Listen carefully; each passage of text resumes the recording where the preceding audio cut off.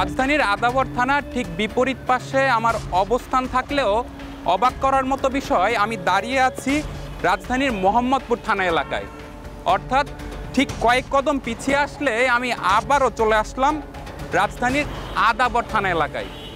আমার সামনের রাস্তায় যদি কোনো দুর্ঘটনা ঘটে কিংবা অপরাধ সংগঠিত হয়, সেক্ষেত্রে এর দায় চলে যাবে মোহাম্মদপুর থানার ওপর, যদিও এটি আদাবর থানার সামনের ঘটনা। রাজধানীর 50টি থানার অধিকাংশেরই রয়েছে সীমানা বিভ্রান্তি। এই যেমন একই জায়গায় একাধিক থানার সীমান্ত হওয়ায় অপরাধ ঘটলেই এক থানা দায় চাপায় আরেকটির ওপর। কারওয়ান বাজার সিগন্যালের চারপাশে কলাবাগান, তেজগাঁও, হাতিরঝিল ও শাহবাগ থানার সীমানা। আবার ধানমন্ডি ও পান্থপথের সংযোগস্থলে রয়েছে কলাবাগান, শেরেবাংলা নগর ও ধানমন্ডি থানার শেষ এলাকা। আর মগবাজার থেকে মালিবাগের আগ পর্যন্ত রাস্তার এক পাশে হাতিরঝিল থানা, অন্য পাশে রমনা থানা। 1, 2, 3 ঢাকায় জমি জিতে নিন 100% ক্যাশব্যাক সহ 20 কোটি টাকার পুরস্কার। এই স্থানগুলোতে কিছু ঘটলে সেখানে পুলিশের ভূমিকা কি? ছদ্মবেশে একজন ভুক্তভোগী হয়ে কারওয়ান বাজারে কর্তব্যরত পুলিশ সদস্যদের সঙ্গে কথা বলি আমরা। অবাক করার মতো বিষয়, ভিন্ন ভিন্ন থানায় যাওয়ার পরামর্শ দিলেন তারা। এক লোক সামনে চাকু ধরে ছিনতাইকারী মনে হয়, মানে এটা কোন থানায় যাইতে হবে? ছিনতাইকারী হলো আমার ফোন আর ওয়ালেট নিয়ে গেছে।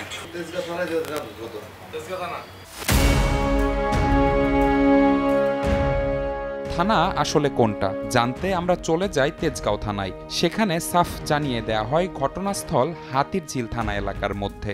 এটা ফোন চিন্তা এরিয়া, এটা হলো ওই যে হোটেল সোনারগাঁর সামনে।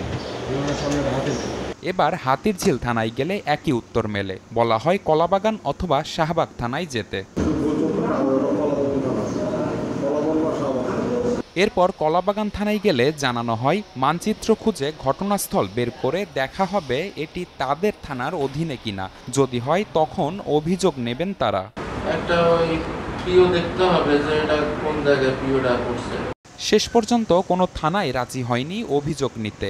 একইভাবে নানা সময়ে নানা পয়েন্টে ঘটে যাওয়া নানা অপরাধের শিকার ভুক্তভোগীরা বলছেন, বিপদে পড়লে সীমানা জটিলতার অজুহাতে থানাগুলোর মুখ ফিরিয়ে নেওয়ার বিষয়টি। 3 থানার পুলিশই ছিল, কিন্তু যখন আমাদের উপরে হামলাটা হয়েছে, মানে কোনো থানার পুলিশই তাদের দায়িত্ব নিতে চাচ্ছে না। এই জন্য এই থানা ওই জন্য এই থানা নিয়ে আমাদের কোনো মামলা নেয় না। তার আসতে মিনিমাম আধা ঘন্টা অথবা 20 মিনিট সময় লাগতে পারে। আমরা যদি আদাবর থানার আওতায় ভুক্তভোগী হতে পারি তাহলে ধরেন আপনার কয়েক সেকেন্ডের ব্যাপার। 1, 2, 3 ঢাকায় জমি জিতে নিন 100% ক্যাশব্যাক সহ 20 কোটি টাকার পুরস্কার। সীমানা বিভ্রান্তি মুখ্য নয়, দায়িত্ব এড়িয়ে যেতে থানাগুলো এই কৌশল নেই বলছেন অপরাধ বিশেষজ্ঞরা। মানুষকে ভালো রাখার প্রয়োজনে যেখানেই ঘটনা বা অপরাধ ঘটুক আইনি সেবা দেওয়া, এটাই কিন্তু সাধারণ মানুষের প্রত্যাশা।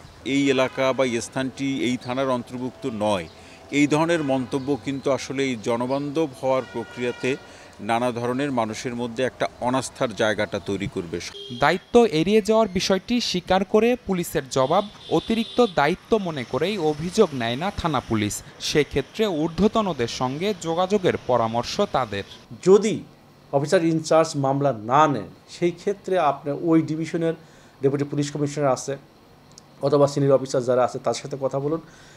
আর তারাও যদি কোনো সিদ্ধান্ত না দেয়, সেই ক্ষেত্রে আপনি ডিএমপি হেডকোয়ার্টারে আসেন। তবে ভোগান্তি ছাড়া কিভাবে সেবা সহজ করা যায় তা জানাননি এই কর্মকর্তা। সেই থানায় যে তদন্ত করার বিষয়। নিবিড় সাহা, সময় সংবাদ, ঢাকা।